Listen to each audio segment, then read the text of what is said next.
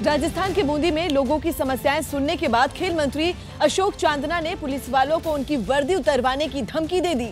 खेल मंत्री पुलिस वालों पर अवैध वसूली के आरोपों से नाराज थे, जिनकी शिकायत इलाके के लोगों ने की थी। उनका आरोप था कि टोल से गुजरते वक्त पुलिस वाले लोगों से 100 रुपए से 500 रुपए तक लेते हैं, जिस पर खेल मंत्री अशोक चांदना भड़क गए। उन्होंने फोन करके पुलिस के बड़े अधिकारियों को वहां बुलवा लिया और वर्दी उतरवाने की धमकी दे दी। ओम प्रकाश जी, टोल में नौकरी लगा दूंगा, पुलिस की 100 रुपए लेते हो, 200 रुपए लेते हो, 100 रुपए जो लेते हो ना गरीबों से।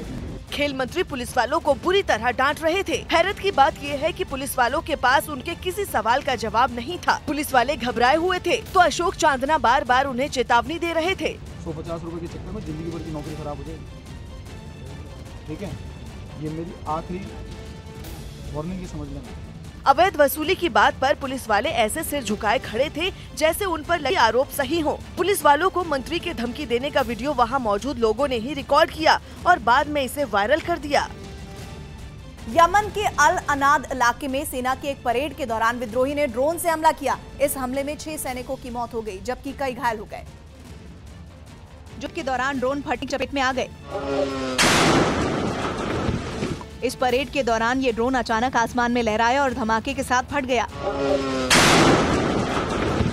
इस ड्रोन के फटते ही वहां अफरा तफरी मच गई। परेड देख रहे अधिकारी वहां से भागने लगे। ड्रोन के फटने के बाद एक सैनिक घायल नजर आया, जिसके कंधे पर चोट लगी थी। दावा किया गया कि इस हमले में यमन की सेना के चीफ ऑफ स्टाफ भी जख्मी हो गए। इस हमले के बाद यमन की सेना ने ड्रोन और दूसरे हथियारों को मीडिया को दिखाया, जिन्हें विद्रोहियों ने हमले के लिए इस्तेमाल किया था। अमेरिका और संयुक्त राष्ट्र ने ईरान पर यमन में विद्रोहियों को यह हथियार भेजने का आरोप लगाया था। विद्रोहियों ने 2017 से आधुनिक हथियारों को हमले के लिए इस्तेमाल करना शुरू किया था।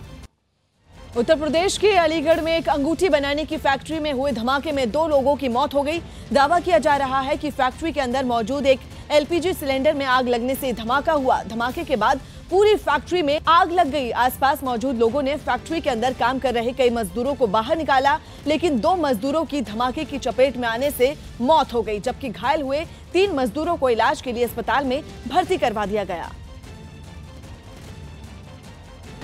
चेन्नई में सुपरस्टार रजनीकांत की फिल्म पेट्टा की रिलीज के मौके पर लोगों ने जबरदस्त जश्न मनाया। रजनीकांत के प्रशंसकों ने इस दौरान सिनेमा हॉल के बाहर जमकर आतिशबाजी की, जबकि भीड़ में शामिल एक प्रशंसक ने अपने हाथों में पटाखों की जलती हुई लड़ी पकड़कर डांस किया। जश्न मना रहे लोगों की खुशी का आलम यह था कि वो जलते हुए पटाखों के बीच में भी डांस करने से नहीं चूके। वहीं आतिशबाजी कर रहे कुछ लोगों ने इस दौरान रॉकेट भी जलाए। इस जश्न में कई महिलाएं और लड़कियां भी शामिल थी, जिन्होंने अपने अंदाज में फिल्म के कामयाब होने की बात कही। फिल्म पेट्टा की रिलीज के मौके पर चेन्नई में एक सिनेमा हॉल के बाहर एक जोड़े ने शादी तक रचा ली, जबकि कुछ लोगों ने फिल्म की खुशी में सिनेमा हॉल के बाहर काउंटर लगाकर लोगों को खाना खिलाया।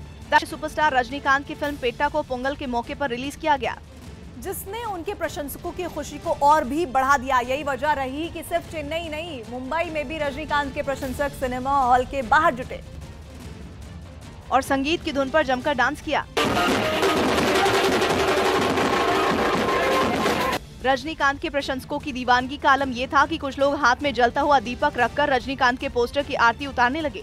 इस दौरान वहां मौजूद महिलाओं ने पोंगल में बनाए जाने वाले पकवानों को भी तैयार किया। रजनीकांत के प्रशंसकों ने दावा किया कि उनकी ये फिल्म भी दूसरी फिल्मों की तरह जबरदस्त हिट होगी।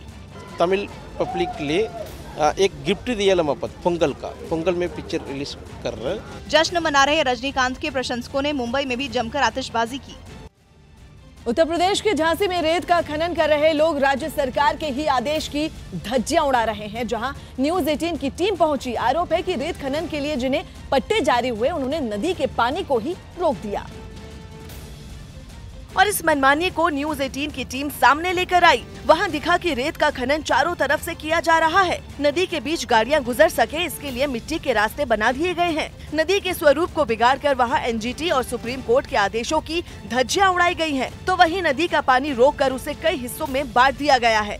ये बेतवा नदी है। स्वरूप देखिए किस तरीके से नदी का जो स्वरूप है वो रास्ता बना करके पूरी तरह से बिगाड़ दिया गया है। रेत के खनन के लिए सरकार एक जगह के कुछ ही हिस्से का पट्टा जारी करती है। झांसी में भी ऐसा ही हुआ, लेकिन खनन कर रहे लोग नियमों को खुलेआम तोड़ रहे हैं। बिल्कुल पानी के बीच के अंदर से देखिए जो खनन है, बालू निकाली जा रही है, सरासर अवैध श्रेणी में आता है।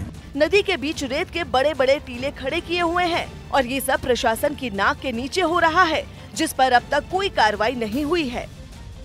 काउंसिल की बैठक में छोटे कारोबारियों को बड़ी राहत दी गई है। काउंसिल की बैठक में छोटे कारोबारियों को फायदा पहुंचाने के बारे में 2 बड़े फैसले लिए गए हैं, जिनमें बड़ा जो फैसला है वो है जीएसटी रजिस्ट्रेशन न करवाने के लिए टर्नओवर की सीमा बढ़ाने का। पहले 20 लाख रुपए तक की टर्नओवर वाले कारोबारियों को जीएसटी रजिस्ट्रेशन नहीं करवाना पड़ता था, लेकिन अब इसकी सीमा को 2 गुना कर दिया गया है। यानी अब 40 लाख रुपए तक के टर्नओवर वाले कारोबारियों को जीएसटी रजिस्ट्रेशन नहीं करवाना होगा। वहीं जीएसटी की कंपोजिशन स्कीम का भी दायरा बढ़ा दिया गया है। जीएसटी की कंपोजिशन स्कीम पहले 75 लाख रुपए तक टर्नओवर वाले कारोबारियों के लिए थी। इस स्कीम के तहत हर महीने की रिटर्न भरने की और दस्तावेज दिखाने के झंझट से कारोबारी बच जाते थे और उन्हें एक मुश्त जीएसटी भरना पड़ता था। अब जीएसटी की कॉम्पोजिशन स्कीम का दायरा 75 लाख रुपए से बढ़ाकर 1.5 करोड़ रुपए तक कर दिया गया है। उत्तर प्रदेश के गोंडा में अस्पताल से चोरी हुए बच्चे को पुलिस ने 2 दिनों बाद ढूंढ निकाला। जिस महिला ने बच्चे को अस्पताल से चुराया था, उसका चेहरा सीसीटीवी कैमरे में कैद हो गया था, जिसकी मदद से पुलिस उस महिला तक पहुंच गई जिसने बच्चे को चुराया था। उसने महिला के पति को भी गिरफ्तार कर लिया, जिसने अस्पताल से बच्चा चुराने में उसकी मदद की थी। पुलिस सीसीटीवी कैमरों की मदद से आरोपियों तक पहुंच पाई, जिनमें बच्चे को चुराने की घटना रिकॉर्ड हो गई थी। इस वीडियो में महिला बच्चे को अस्पताल से बाहर लाते हुए देखी गई थी। इसके बाद उसने अपने पति को बच्चा दे दिया था। बच्चे को लेकर फिर दोनों वहाँ से निकल गए थे, लेकिन अस्पताल में लगे सीसीटीवी कैमरे में महिला का चेहरा दिखने से वो पकड़ी गई। पुलिस ने बच्चे को बरामद करने के बाद उसे अस्पताल में भर्ती करा दिया। महिला ने बताया कि उसे एक बेटा चाहिए था, इसलिए उसने ये जो से उसके घर वाले खुश दिखे और उन्होंने। अयोध्या विवाद पर एक बार फिर सुप्रीम कोर्ट में सुनवाई टलने के बाद संतों की नाराजगी सामने आई। एक जज के खुद को इस मामले से अलग करने के बाद अब अगली सुनवाई 29 जनवरी को होगी,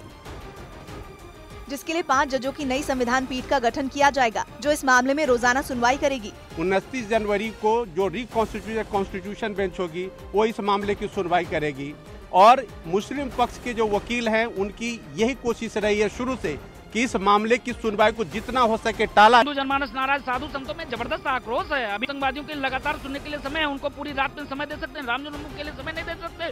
कोर्ट में फिर से सुनवाई टलने पर दिल्ली से अयोध्या तक इससे जुड़े पक्षकार और संतों ने अदालत के रुख पर सवाल उठाए। जल्द से जल्द राम जन्मभूमि के मुकदमा में नित्य प्रति सुनवाई करके केस फाइनल में पहुँचाया जाए, यह न होकर के और तारीख पर तारीख देने जा रहे हैं, तो ये तो पूरा देश के जनता को भी लग रहा है कि लटका रहे हैं लोग। तो वहीं बीजेपी नेता और बजरंग दल के पूर्व अध्यक्ष विनय कटियार ने भी नाराजगी जाहिर की। इन तारीखें आगे बढ़ने से राम भक्तों के मन में आक्रोश पैदा हो रहा है और दुख भी हो रहा है। इतना ही नहीं, शिया वक्फ बोर्ड के चेयरमैन वसीम रिजवी ने भी सुन्नी पक्ष के रवैये पर ऐतराज जताया। हमको ये पता चल जाए कि साहब हम हार रहे हैं तो हारने से बेहतर है कि भागो और बचते रहो जब तक के फैसला ना हो जाए। तो ये वही रणनीति अपना रहे हैं, भाग रहे हैं, कब तक भागेंगे। हालांकि पिछली सुनवाई में चीफ जस्टिस ने 5 जजों की संविधान पीठ का गठन कर दिया था, जिसे इस मामले की रोजाना सुनवाई की तारीख तय करनी थी। लेकिन कोर्ट में सुनवाई के दौरान मुस्लिम पक्ष के वकील राजीव धवन ने कोर्ट को बताया कि जस्टिस यूयू ललित 1994 में अयोध्या विवाद के एक आपराधिक मामले में पूर्व मुख्यमंत्री कल्याण सिंह के वकील थे। साथ ही उन्होंने ये भी कहा कि उन्हें जस्टिस ललित के बेंच में होने पर आपत्ति नहीं है, बस वो ये जानकारी अदालत को देना चाहते थे। राजीव धवन की इस दलील के बाद जस्टिस यूयू ललित ने खुद को बेंच से अलग कर लिया, जिसके बाद चीफ जस्टिस रंजन गोगोई ने नई बेंच के गठन होने तक मामले की सुनवाई 29 जनवरी तक टाल दी। अयोध्या केस में सुनवाई टलने के बाद एक बार फिर राम मंदिर को लेकर सियासी बयानबाजियां तेज हो गई हैं। बीजेपी ने सुनवाई टलने पर नाराजगी जताई और अदालत से जल्द राम मंदिर पर फैसले की मांग की। सरकार में रहते हुए भी हम ये चाहते हैं कि राम मंदिर जल्द बने और सुप्रीम कोर्ट को इसके ऊपर जल्द से जल्द अपना फैसला देना चाहिए।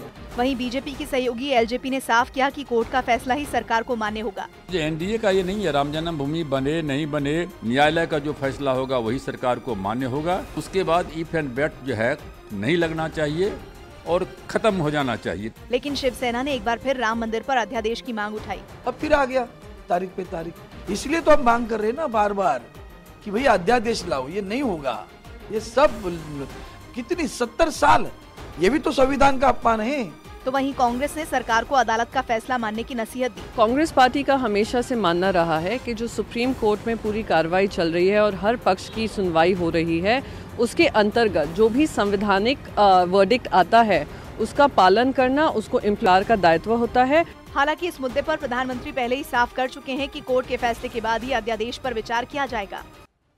यूपी के आगरा में पेट्रोल पंप पर पहुंचे कुछ बदमाशों ने पेट्रोल पंप कर्मियों की जमकर पिटाई कर दी। बताया जा रहा है कि घटना से पहले 2 लड़के पेट्रोल पंप पर आए थे, जिनकी किसी बात को लेकर पेट्रोल पंप के कर्मचारियों से कहासुनी हो गई, जिसके बाद दोनों लड़के बाइक लेकर चले गए और कुछ देर बाद कार में अपने साथियों को लेकर वापस आ गए और पेट्रोल कर्मियों की पिटाई शुरू कर दी। वहीं पूरी घटना पेट्रोल पंप पर लगे सीसीटीवी में कैद हो गई।